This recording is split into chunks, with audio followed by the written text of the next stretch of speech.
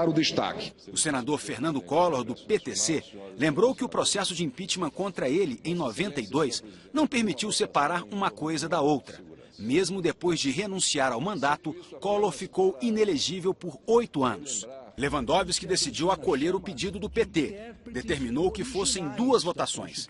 E nos 2 casos, os favoráveis ao impeachment teriam que reunir pelo menos 54 dos 81 votos. Tem que respeitar os procedimentos, os dispositivos regimentais, sob pena, senador Collor, de um deputado pertencente à bancada do Partido dos Trabalhadores atravessar a praça, ingressar eventualmente com mandado de segurança, invocar direito líquido e certo, o senador Aloysio Nunes sabe disso, e nós corremos o risco de interromper o nosso julgamento ou invalidarmos o julgamento depois de terminarmos o julgamento. A primeira votação foi sobre o afastamento definitivo de Dilma Rousseff da presidência. 61 senadores julgaram que ela cometeu crime de responsabilidade. O presidente do Supremo chamou os senadores para um rápido debate. A senadora Ana Amélia, do PP, falou da legalidade de todo o processo, com participação do Ministério Público, Supremo, Câmara e Senado. E disse que o país amadureceu com o impeachment. O Brasil sai aliviado de um processo que custou a milhares de trabalhadores. E falo aqui para as mulheres trabalhadoras brasileiras que estão sofrendo pelo desemprego.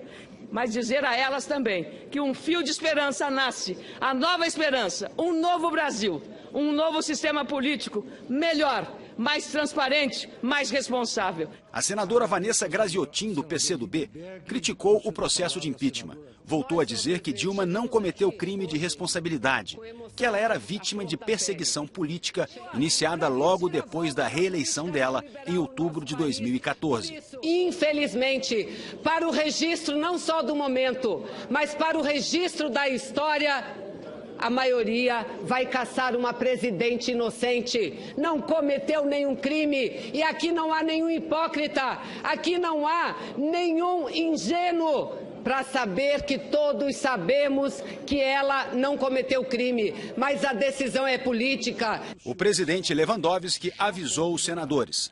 Podemos abrir a votação. Depois, se formou um grande silêncio no plenário, completamente lotado, à espera do resultado. 13 horas e 34 minutos, 81 senadores votaram. Vamos ao resultado? Está aprovado o impeachment da presidente afastada Dilma Rousseff. 61 votos sim, 20 não.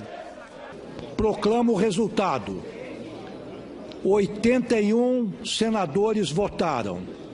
Não houve nenhuma abstenção. Votaram sim 61 senadores. Votaram não 20 senadores. Senadores favoráveis ao impeachment cantaram o hino nacional. Votaram sim 17 deputados do PMDB, 11 do PSDB, 6 do PP, 5 do PSB, 4 do Democratas e do PR. Senadores do PSC, PSD, PDT, PPS, PTB, PTC, PRB e PV também votaram a favor do impeachment, além do senador Regufe, que está sem partido. O presidente do Senado, Renan Calheiros, que nunca declarou se votaria no julgamento final do processo de impeachment, anunciou horas antes a políticos mais próximos que participaria da votação. Ele foi um dos 61 senadores que votaram pela cassação do mandato de Dilma Rousseff. Fernando Collor também votou a favor do impeachment. Votaram não 10 senadores do PT, 2 do PMDB, 2 do PTB, 2 do PSB, além de senadores do PCdoB, PP, PSD e Rede. A seguir, a segunda votação que manteve os direitos políticos de Dilma Rousseff.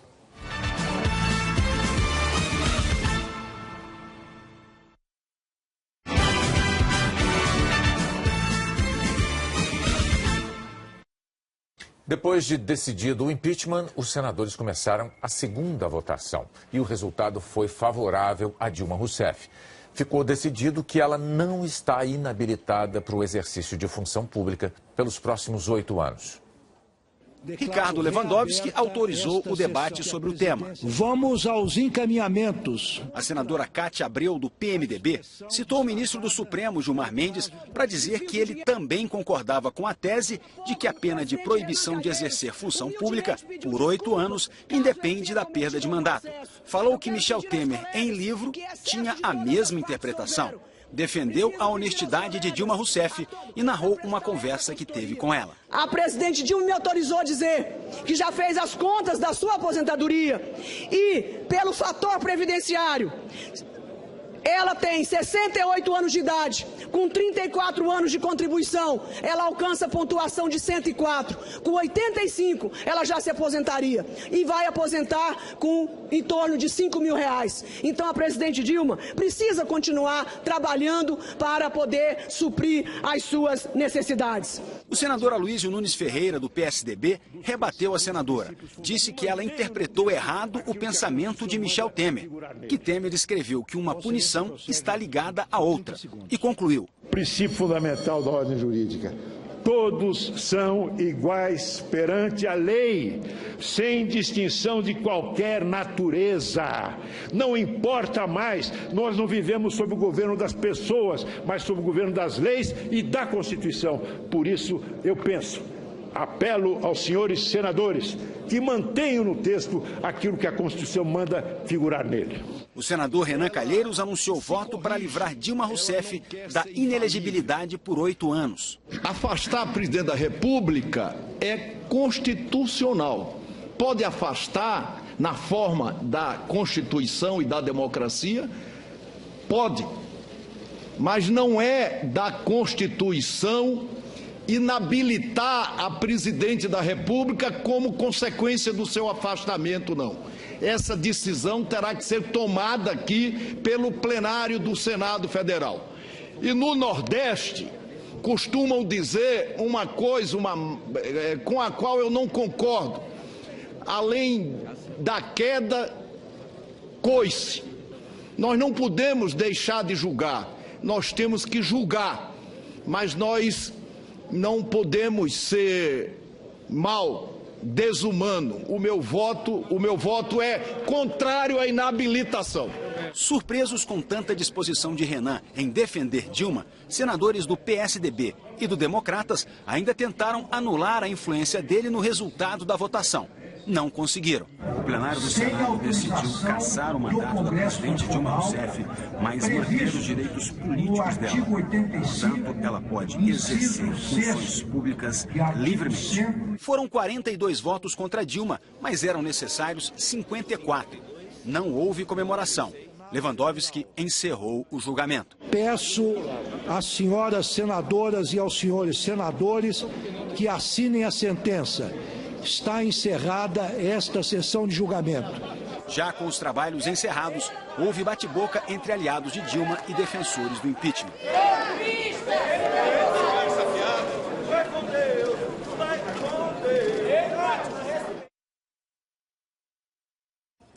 O Jornal Nacional vai ser interrompido agora pela propaganda eleitoral obrigatória. Nós voltamos daqui a 10 minutos com a posse de Michel Temer.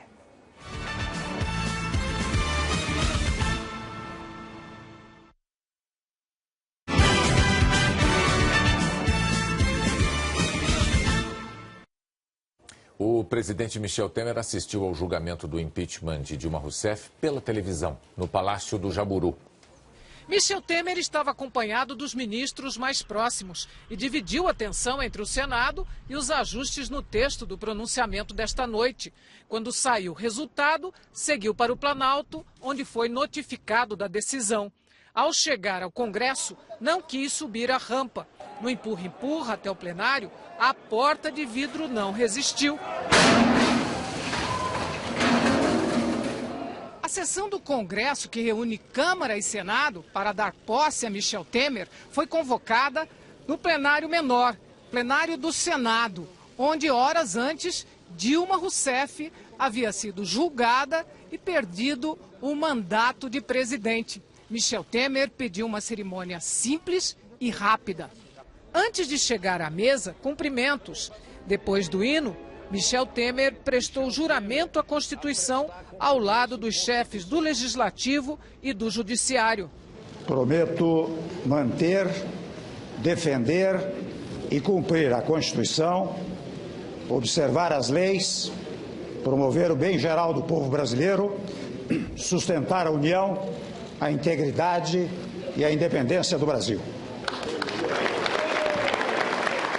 Assinou o termo de posse e ouviu do presidente do Senado, Renan Calheiros, uma mensagem de apoio. Estamos juntos. De volta ao Planalto, fez a primeira reunião ministerial como presidente efetivo.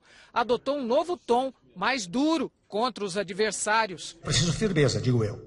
E firmeza para quando dizer golpista, golpista é quem derruba a Constituição. Quem quer violar o texto constitucional. E vocês sabem que no plano internacional eles tentaram muito, e conseguiram, até com algum sucesso, propor, dizer que aqui no Brasil houve golpe. Um golpe que durou, hoje é 108º dia de processo do impedimento, com defesa. Temer também repreendeu os senadores, inclusive do próprio partido, PMDB, que deram votos para que Dilma saísse do julgamento, mantendo o direito de ocupar funções públicas. Ninguém vai caçar bruxas aqui, mas também não vamos deixar que também tentem demonstrar que o governo não é capaz de responder, não é? Hoje nós tivemos um pequeno embaraço, até na base governamental, em face de uma divisão que lá se deu. É outra divisão também inadmissível. Se é governo, tem que ser governo. O que não dá é para aliados nossos se manifestarem lá no plenário sem ter uma combinação conosco. Porque, convenhamos, se tivesse uma combinação conosco, talvez nós pudéssemos dizer, olha aqui, nós vamos fazer um gesto de boa vontade, vamos abrir mão disso, vamos permitir que Sua Excelência tenha condições de não ser inabilitada, mas seria um gesto nosso. Temer viajou agora à noite para a China, onde participa da reunião do G20, as 20 maiores economias do mundo. Volta ao Brasil a tempo de participar do desfile do Dia da Independência em Brasília e da abertura da Paralimpíada no Rio de Janeiro. Durante a viagem de Michel Temer, o presidente da Câmara, deputado Rodrigo Maia, vai ocupar a presidência da República interinamente. Assim que acabou a sessão do impeachment, senadores começaram a discutir a decisão de dividir a votação em duas e a que permitiu Dilma Rousseff continuar habilitada a exercer função pública. O líder do Democratas no Senado chegou a anunciar que iria recorrer ao Supremo para tentar reverter a decisão. O Senado Federal não pode fatiar aquilo que a Constituição determina. A inabilitação não é pena acessória, é pena conjunta. Está claro no artigo 52, quando diz a cassação e a inabilitação para cargo público. Mas mudou de ideia ao conversar com outros governistas. O líder do PSDB disse que não pretende recorrer para não abrir a possibilidade para que toda a sessão fosse questionada. A decisão do Senado, no meu entender, apesar de discordar dela, é irrecorrível.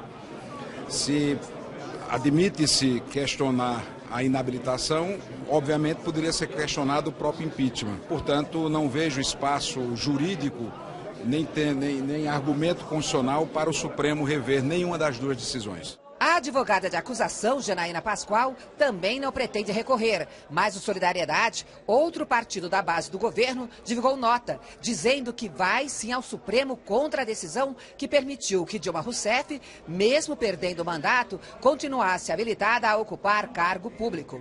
A decisão do Senado acabou criando outra discussão. A lei da ficha limpa diz que políticos condenados por órgãos colegiados, como é o Senado no processo de impeachment, tornam-se inelegíveis por 8 anos. A dúvida é se ela pode ser aplicada em casos de crime de responsabilidade. Além disso, a lei da ficha limpa não fala explicitamente em punição para presidentes da República, a não ser em caso de renúncia.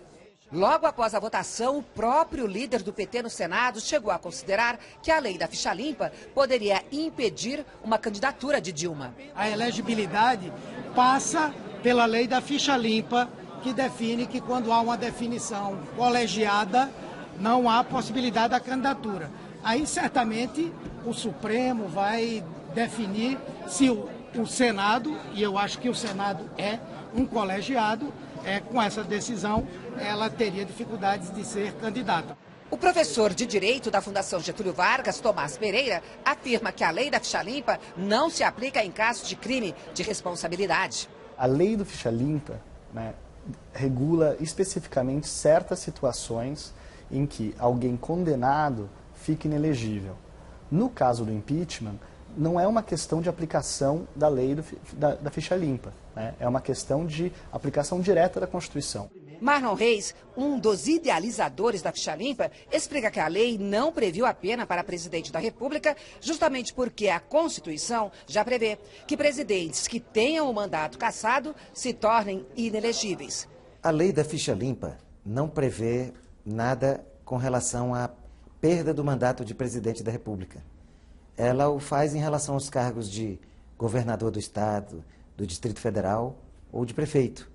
Mas ela fez silêncio proposital em relação ao tema da presidência da República, porque a Constituição já trata disso. A Constituição prevê, no caso de perda do mandato do presidente da República, uma inabilitação para o exercício do mandato eletivo. Mas o que fazer, então, num caso como este, em que o Senado cassou o mandato de Dilma, mas não a tornou inelegível? Esta é uma questão que deverá ser resolvida pelo Supremo Tribunal Federal.